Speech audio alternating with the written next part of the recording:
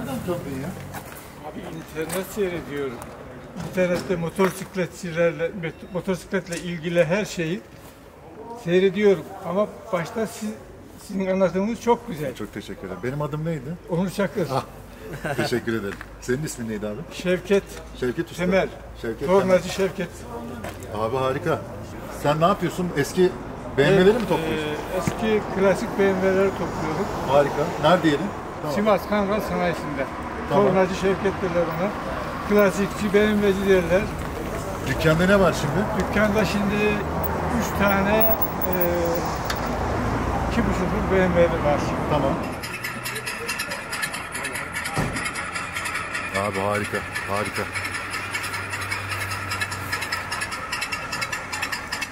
Birisi 58 kazık amortisör, He. birisi mafsallı. Tamam. 58 mafsallı. Ondan Onu küçüklüğümüzden beri bindiğimiz motor. Ha, kendi motoru. Kendi motorum. Çoktan beri kalmıştı.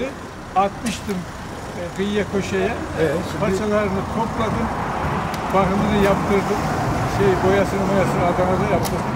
Getirdim şimdi. biliyor musun yani?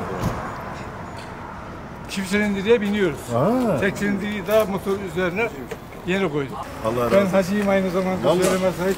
Allah razı olsun. Allah razı olsun. Bize bir yol duası yap. Tamam. Sırtımız yere gelmez artık bu dakikadan sonra. Yola böyle başlıyorsak Yolunuz açık olsun. Allah razı olsun.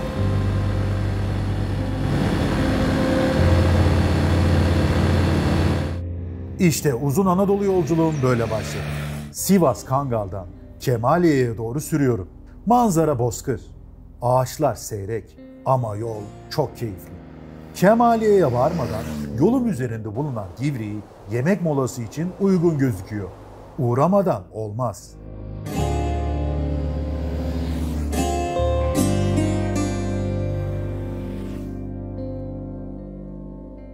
Divriği, ta Hititlere dayanan tarihiyle önemli bir yerleşim. Etrafı dağlarla çevrili. Fırat'ın kollarıyla beslenen 1225 metre rakımlı güzel bir belde. Şansıma hava da çok güzel. Yaz gibi. Selamlar. Merhabalar, kolay gelsin. Abi bu dönerin bir özelliği var mı? Yani bu Meşhur Divri döneri. Divri'nin mi? Meşhur Divri döneri var mı öyle bir şey? Allah Allah. Çok güzel, harika. Yeriniz de çok güzel. Merhabalar. Bunları işte şöyle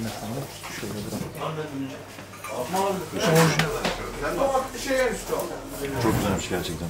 Bayağı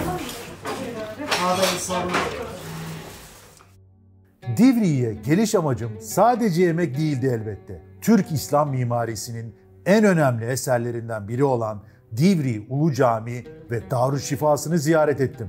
Restorasyon çalışmaları nedeniyle içeriye giremesem de Ulu Camii ve Darüşşifası'nın eşsiz kapılarını görme imkanı buldum. Hayranlıkla baktığım işlemeleriyle 4 kapı. Ulu Camii ve Darüşşifası'nın barok üslubu Türk İslam sanatında bir istisna. Mengücekoğulları yönetiminde 1229 yılında tamamlanmış. 2 kubbeli türbeye sahip bir cami ve ona bitişik bir hastaneden oluşuyor. Zamanında burada hastaları su sesiyle tedavi ediyorlarmış. Vaktim dar. Hava kararmadan Kemaliye'ye ulaşmalıyım. Divriği'ye veda ederek yollara düşüyorum. Divriği'den Kemaliye'ye ulaşmak için 2 yol var. Biri Karanlık Kanyon'un çevresinden dolaşan asfalt yol, diğeri motosikletçilerin hacı olduğu taş yol. Tabii ki seçimim taş yol.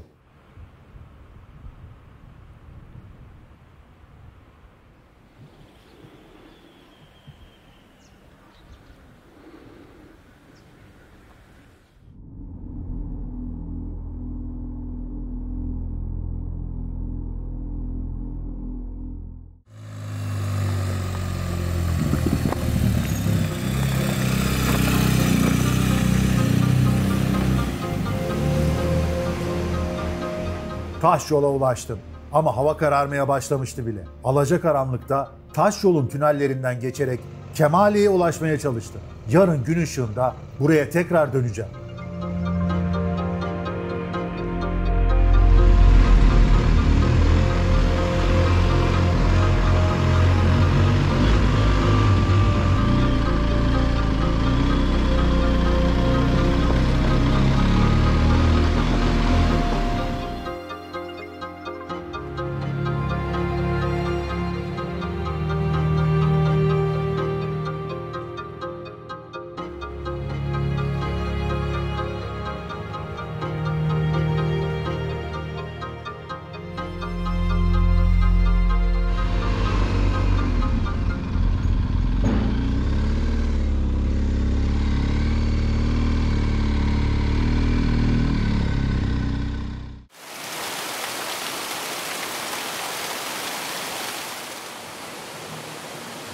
Kemaliye beni çok şaşırttı. Çünkü ben Kemaliye denildiğinde sadece taş yol zannediyordum. Meğerse Kemaliye çok güzel, çok keyifli, küçücük bir ilçeymiş. Mimarisi, havası, dokusu, insanları, yemekleri gerçekten 10 numara.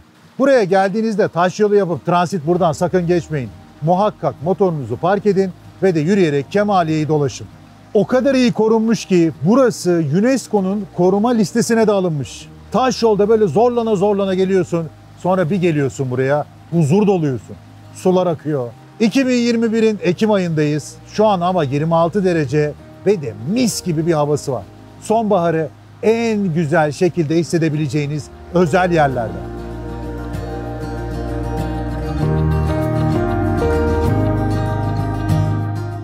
Kemaliye'de daha önce adını bile duymadığım bir tatlı varmış. Lök. Dutun değirmenlerde toz haline getirilip cevizle birlikte dövülerek yapıldığı bir tatlı.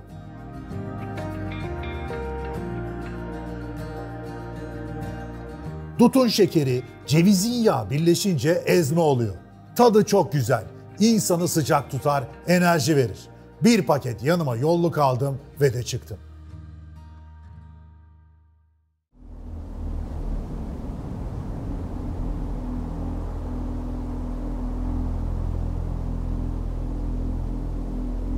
Kemaliye Taş yolundayız. 1870 yılında başlayan macera 2002 yılında bu tünelin bitmesiyle sona ermiş. Sivas'a Kemaliye'den daha hızlı ulaşabilmek için böyle bir tünel açmaya karar vermişler ve de yapımı neredeyse 100 sene sürmüş.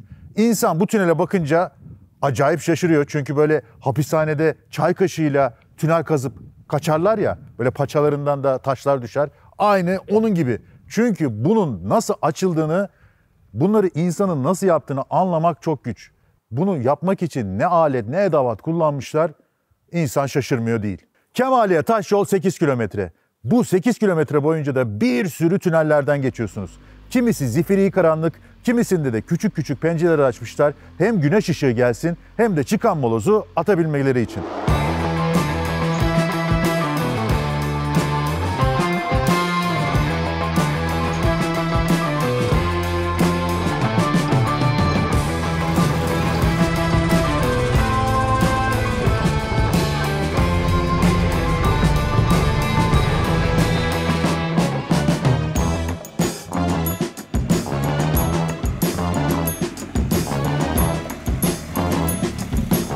Bu köprünün üstüne yapıldığı nehir ise Fırat Nehri.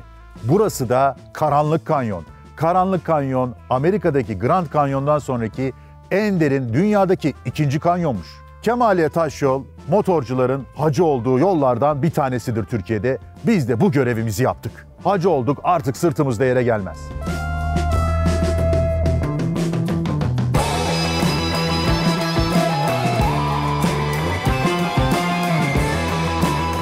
Buradaki tek ekstrem şey Kemaliye Taş yol zannediyorsanız yanılıyorsunuz. Çünkü burada bir sürü doğa sporlarıyla ilgili aktivite yapılıyor. En önemlilerinden biri de base jumping. Adamlar atlıyor arkadaş. Biz Kemaliye Taş yoldan böyle tapagaz geçiyoruz diye kendimizi böyle bir gaza getiriyoruz ama adamlar bilmem kaç metreden kafa üstü bırakıyor kendini.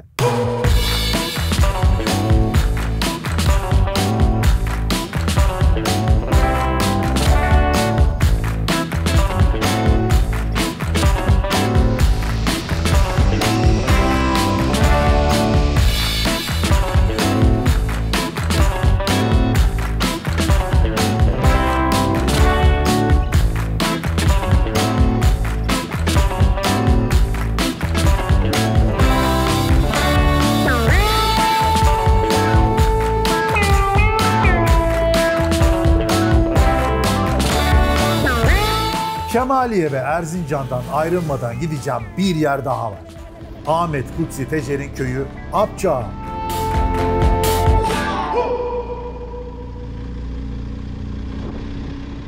İlkokulda öğrendiğimiz o hüzünlü şiir var ya, orada bir köy var uzakta, gitmesek de görmesek de o köy bizim köyümüzdür. İşte o şiirde, o çocuk şarkısında bahsedilen köy burası. Ama biz geldik ve de gördük, artık burası da bizim köyümüz sayılır. Dolayısıyla biz kendi görevimizi yaptık. Sıra sizde. Siz de atlayın motorlarınıza, açın gazı, gelin buralara. Şimdi buralara bakınca aslında insan böyle bir film setindeymiş gibi hissediyor. Çünkü her yeri böyle çok güzel restore etmişler bütün binaları.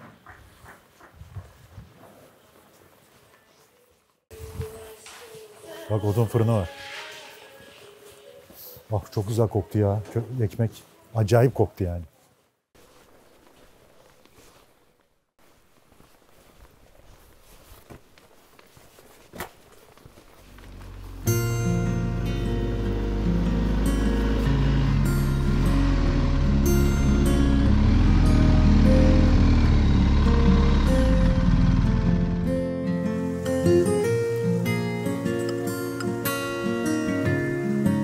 Apçağa Köyü'nün muazzam terasından bütün kemaliye ayaklarınızın altında. Manzaraya karşı çay ve de ev yapımı sütlaç, insan daha ne ister?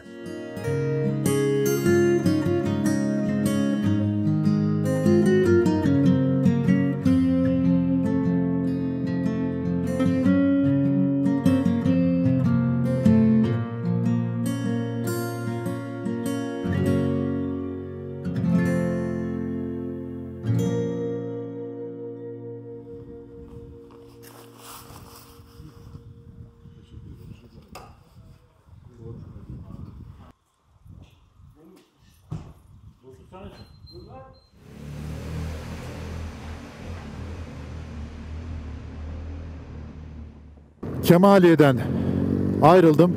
Çemişgeze'ye doğru dağ yolunda gidiyorum. Kemaliye'den çıkalı 2 kilometre oldu ama 2 kilometreyi herhalde yani yarım saatten beri 2 kilometre gidiyorum. Çünkü o kadar güzel bir manzara var ki bu yolda. Muhteşem. Bakar mısın? Bütün ağaç farklı renk. Yani anlatmaya gerek yok, görüyorsunuz. Diyeceğim o.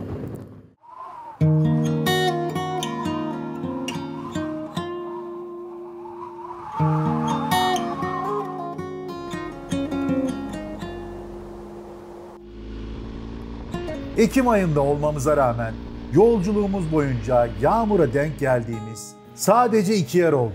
İlki burasıydı. Yolun manzarası inanılmaz. Bol inişli çıkışlı, dağların etrafında döne döne giden bir yol.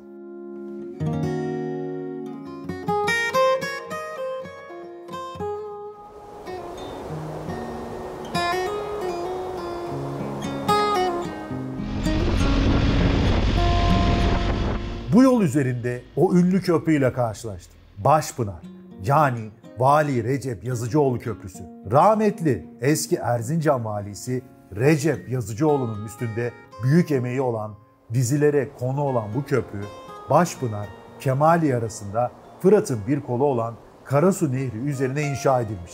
Vali Recep Yazıcıoğlu'nu anarak Çemişgeze'ye doğru yoluma devam ediyorum. Hava rüzgarlı. Yükseklerde iyiden iyiye soğuğu hissetmeye başladım. Ama manzaraya değiyor.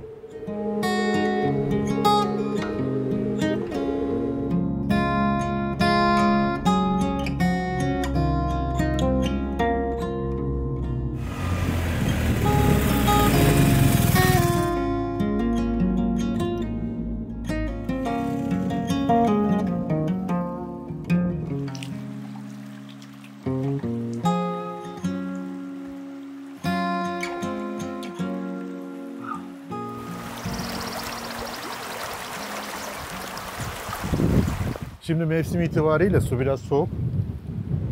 Sular da çekilmiş. Normalde büyük bir ihtimalle bu sular herhalde bu köprünün ayaklarını göremeyeceğimiz kadar yükseliyor. Şimdi de bir yağmur yağsa belki sel alıp götürür bizi ama şu an görebileceğimiz en dip halinde olduğunu düşünüyorum. Fırat'ın kollarından bir tanesindeyiz. Tam Tunceli İl Sınırı tabelasının önündeyiz. Yani burada yazın oldu mu at kendini sulara. O kadar güzel, tertemiz bir su var ki bazı şeyleri böyle anlatırken insan çok zorlanabiliyor. Şu an öyle anlardan bir tanesindeyim. O kadar temiz, saf bir su akıyor ki burada. Yani böyle atla içinde yat. Bu tam şey ya, bu kovboy filmlerinde olur ya, böyle dere yatağında. Böyle alır süzgeci, alır böyle fış fış fış fış. altın arar. Tam o modda şu an. Bir elek olsaydı bir arardık. Yüzük müzik bir şey çıkardı belki. Yani altın dediysek de öyle hazır olacak bizde altın. Öyle uğraştırmayın bizi. Kemaliye'den çıktık, Çemişgeze'ye doğru gidiyoruz. Oradan da Ovacık'a gideceğiz. Yollar müthiş dostlar. Bu yolları muhakkak yapmanız lazım. Yani burası harika bir Nekipedi rotası olarak tarihe yazılsın. Biraz fazla yurt dışı odaklı yaşıyoruz galiba. Yani Türkiye'de o kadar güzel gidilecek yollar var ki insan buraları daha önce sürmediğine çok utanıyor. Geçen sene yaptığımız Transanatolya rotasında da aynı utancı yaşamıştım. Ama tabii bu sefer tek başımayım. Onun da getirdiği belki farklı bir duygu var. Yani müthiş ya, söylenecek hiçbir şey yok. Yani Ekim diye böyle biraz korkmuştum ama hava da çok güzel şansıma. Böyle 22-23 derecelerde. Diyecek bir şey yok.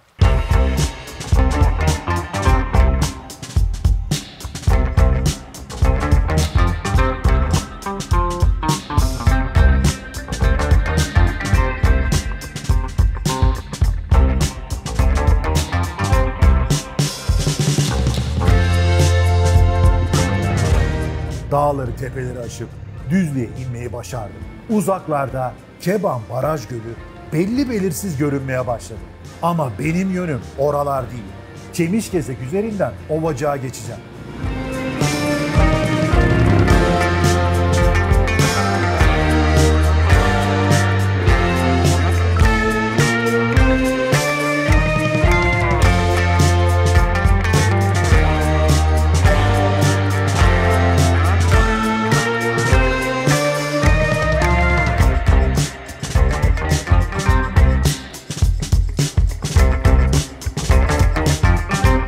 Hani o hep ulaşılmaz dedikleri Çemişgezek var ya, ben geze geze Çemişgeze'ye ulaştım. Demek ki istenince ulaşılabiliyormuş.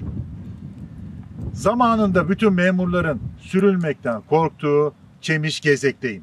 Neden korkuluyormuş? Çünkü zamanında tek girişi varmış, aynı zamanda da o giriş çıkışmış. Biraz da etrafa uzak kalıyormuş. O yüzden insanlar burada çalışmak pek istemiyormuş. Hani sen o işi yapmazsan seni Çemişgeze'ye sürerim dedikleri yerdeyiz.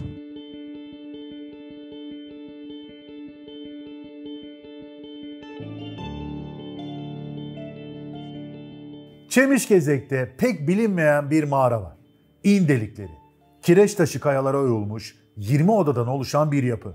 Kimin yaptığı, ne zamanlardan kaldığı bilinmiyor. Sarp bir yamaca oyulmuş bir konut aslında. İçinde kayalardan sızan suyun toplandığı sarnıçlar bile var. Karşısına geçip öğle yemeğimi yemeye koyuldum.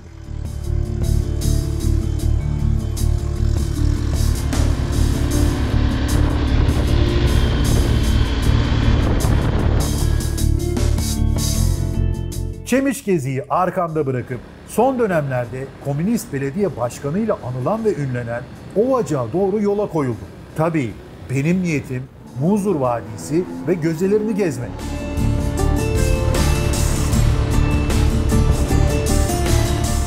Zaman zaman yol çalışmalarına denk geldiğim bu güzergahta Çemişgezek'te seyrekleşen bitki örtüsü yerini yavaş yavaş ormanlara bırakmaya başladı. Her adımda doğa daha da güzelleşiyor.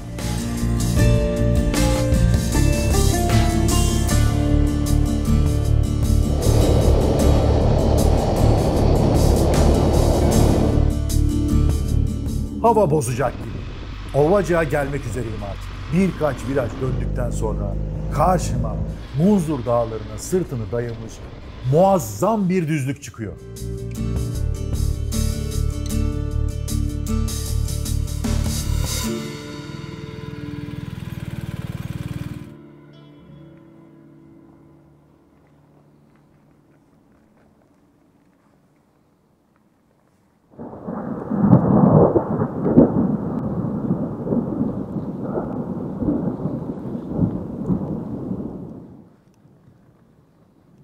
Buradaki manzarayı kelimelerle anlatmak mümkün değil. Yağmur bulutlarıyla kaplı, dumanlı Munzur Dağları tüm heybetiyle karşımda. Gökyüzü bin bir renk. Konuştuğum yöre halkı bir de baharda gör buraları diyor. Haklı olduklarına çok eminim. Hava bozmasına rağmen manzara beni bırakmadı, oyalandım. Yağmur da bastırınca yola çıkmak zorunda kaldım. Yarınki durağım Munzur Gözeli.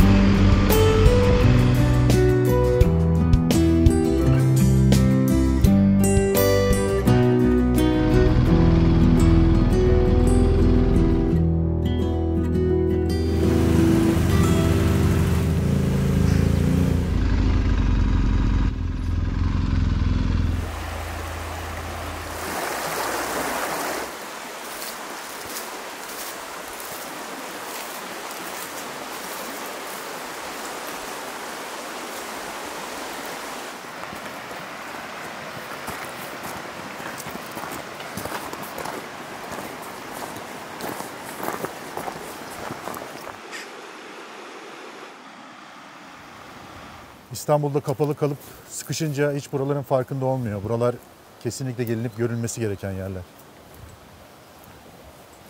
Yani günlerdir yolları çekiyoruz. Yani ne kadar çekersek çekelim size aktarmak için elimizden geleni yapsak da buraları görmeniz lazım. Yani bunlar böyle videolarla, hikayelerle anlatılacak gibi yerler değil. Muhteşem yerler buralar. Ki biz şu an yanlış bir zamanındayız. Yani yanlış zamandan kastım şu, suların nispeten çekildiği. Buralar normalde güldür güldür akıyormuş. Şimdi her yerde yok temizlik saygı işidir. Yerlere çöp atmayınız, dereye pislik atmayınız gibi şeyler yazıyor. İnsan bir şaşırıyor tabii. Yani bu kadar güzel bir yerde neden böyle uyarılara ihtiyaç duyuluyor diye. Çevre halkıyla konuştuğumuzda burada çok güzel festivaller yapıldığını, yaklaşık 80 bin aracın buraya geldiğini, fakat artık o festivallerin yapılmadığından bahsettiler. Ben de niye diye sordum. Sonuçta festival diye güzel bir şey. İnsanlar buraya gelip o kadar pisletiyorlarmış ki artık bu köy halkı ve belediye burada festival yapmaktan vazgeçmiş. Ya tabii bunu duymak çok üzücü. Ümit ediyorum buradan mesaj olur ve bu Munzur ve benzeri yerlere geldiğimizde temiz tutmamız gerektiğini biliriz. Şimdi buna niye gözeler diyorlar? Çünkü dağda biriken bütün su toplanıyor ve farklı gözelerden fışkırıyor. Dolayısıyla tek bir noktadan değil, farklı farklı gözelerden sular fışkırıyor ve yeryüzüne ulaşıyor. Dolayısıyla buraya o yüzden gözeler denilmiş.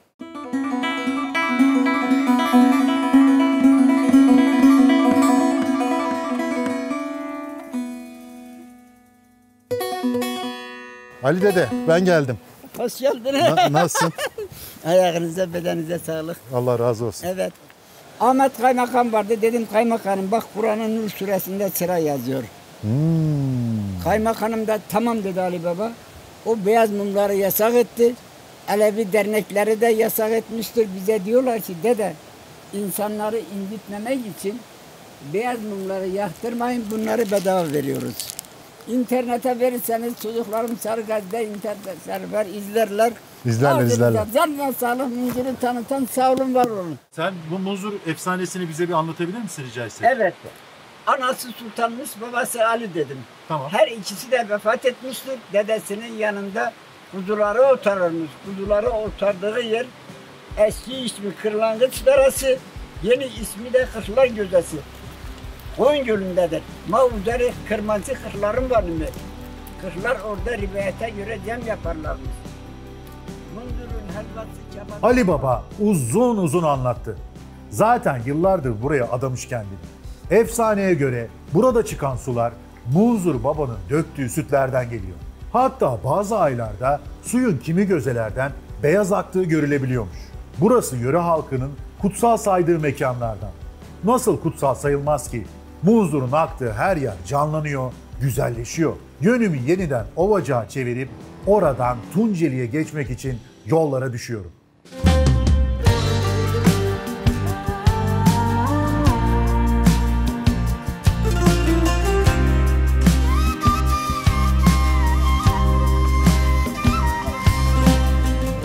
Ovacık-Tunceli arası yol tek kelimeyle enfes.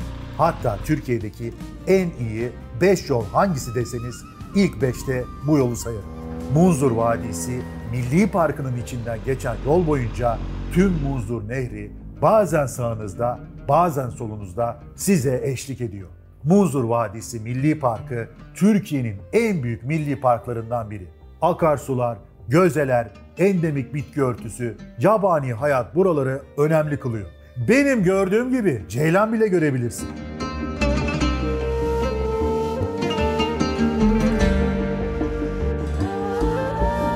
Munzur suyunun iki yanında Türkiye'de ender görülen huş ağaçlarının eşliğinde keyifle yolu takip ediyorum.